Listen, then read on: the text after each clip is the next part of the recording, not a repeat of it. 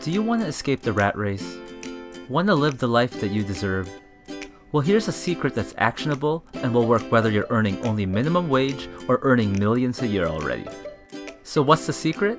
It's simple. Create a spending plan and budget a certain percentage of your income into one of 5 categories. Now before you click exit, I know for some of you, this idea is boring or you think you know this already. But if you're unhappy with your current financial situation or you just want more, which you probably do if you're watching this video, then watch the next few minutes and I promise you that your future self will forever thank you. So let's get started. First, think of 5 buckets. Now every time you earn money, invest the first 10% in yourself. That means before you go shopping or pay your bills and debts, you should invest the first 10% of what you earn on self-development ventures that will help you develop new skills, develop better mentalities, and acquire knowledge that will help you earn more. This is why I try to read a book a day. So if you only learn one thing from this entire video, let it be this: invest in yourself first.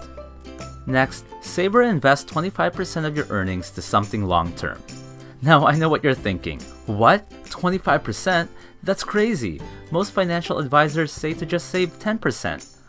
Well, 10% is definitely better than nothing, but for most people that will not be enough to retire and you'll be old or dead before you can reap the rewards. In addition, you should acquire assets. Instead of buying things that take money out of your pocket, buy things that bring money to your pocket, like real estate, businesses, stocks, and bonds. These can grow exponentially as you buy more assets. The third step is to put 5% away for a rainy day. It's always good to have some money saved up for an emergency. Next, budget 40% for your fixed cost. This is for all your meals, transportation, bills, and all the essential stuff. Now, if you cannot cover your fixed expenses with 40% of your wage, then you honestly should consider downgrading your lifestyle. For some of you, that could mean a massive downgrade, like moving back in with your parents or selling that Ferrari. It might really suck, but don't worry, there's light at the end of the tunnel. If you follow the tips alone from this video, it won't be permanent. Lastly, enjoy the remaining 20% guilt-free. I call this the Las Vegas bucket. You can experiment with this money, spoil yourself, donate it to me 20% or some charity, guilt-free. Toss some of it into your savings the Las account. Vegas bucket. You can do whatever. You can experiment with this money. Remember, spoil yourself, avoiding hard work, donate it to me or some aiming towards success. But rewarding yourself is also important.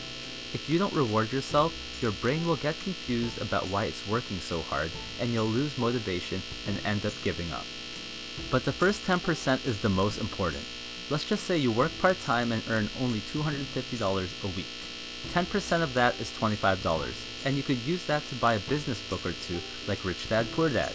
Maybe through these books you'll learn to invest better, acquire some marketing tips, learn to become more productive, or learn a skill or two that earns you a promotion in your current job. Apply what you learn and keep doing this week after week, year after year, and over time you should be able to discover new ways to earn more. Before you know it, you'll be earning $1,000 a week. And when this happens, you should still invest 10% in yourself. But this time, you'll have $100 to work with.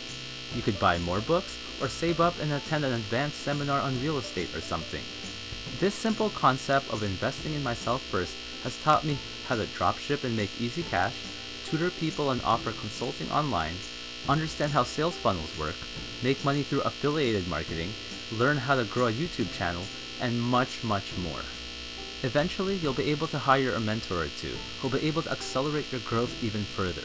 The funny thing is, as you get richer and richer, one of the biggest problems you'll have is figuring out how to keep spending your first 10%. Imagine making $1 million a year one day and still having to spend $100,000 of it on self-development. Who knows, maybe Bill Gates will have a cup of coffee and take a selfie with you. Now you can somewhat experiment with the exact percentages I showed for each of these 5 categories. These are just what I recommend. I say 10% should be invested in yourself, just not to overwhelm people. But I personally now invest about 20% to my brain because books and mentors have taught me to cut down on some of my fixed expenses. For example, through new networking and persuasion skills I've acquired in my self-development journey, I found a way to make deals and get free busing around my city. While I can drive if I have to, I'd rather just bus and read on my way to a destination and save on gas. I've also found places where I can eat for free, get free haircuts, and much more. Just remember, the more you learn, the more you earn. And as you earn more, your budget for your fixed costs will also increase, so you'll be able to improve your lifestyle. The 20% you're spending guilt-free also increases, so you'll be able to enjoy life more. But more importantly, that 25% you're saving or investing weekly, that also increases. So if you set this up correctly, this will generate you passive income, meaning money that just comes in automatically even when you're asleep. And in the long run, when your passive income becomes high enough, you'll be able to live off on that income alone. And that, my friends, is how to become rich. I just personally recommend that you never ever stop investing in yourself. And this tip goes beyond wealth. When you invest in yourself, like reading the right books, your relationships, health, and happiness can dramatically improve over time as well, which can indirectly help you become richer. The sky's truly the limits when you invest in yourself first. But I want to know in the comments below, how do you like to budget your money?